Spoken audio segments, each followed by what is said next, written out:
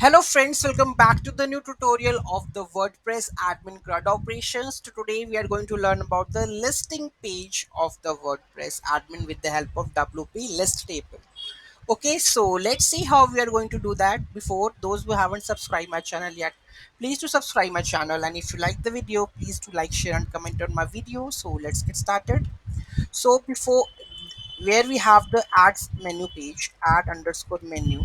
Okay, so when we have defined the menu, we have already defined the page on which the listing part should become. So here we have the add menu page, and the function is custom table example delivery page handler. So if I go and just do that one, so here we have defined the function.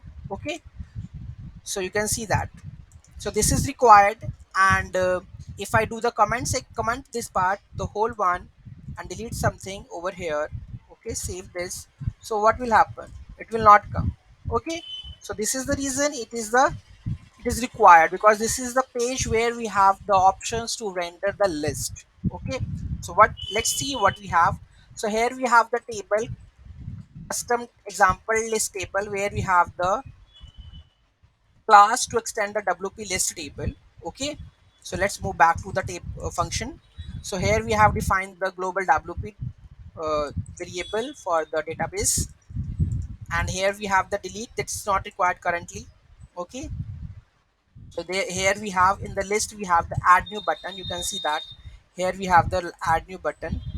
Okay, if I go above, here we have add new. So the basically add new button is writing over here. So currently we have the listing part. Okay, and forgot about the search part also, we don't require search part. Just focus the display table. Okay, so this is the way to display the table. You need to record add the dollar table display. And for rendering, if I just comment this one, prepared items, because for they are preparing the items to list down here, you can see that no items to be found. Okay, so that reason table prepared list is important. Okay, so just go and just check it out.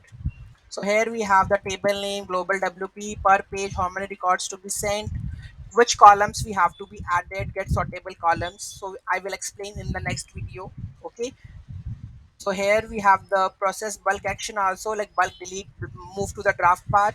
So here we have to make sure the total items, how many we have. So you have to add the query over here. And here this is the pagination part for the ascending descending order. Okay, then we have the next part. This is how many total items, the array of the items we have to render. Okay, and the total items here, and this set the pagination. After doing this table will come up.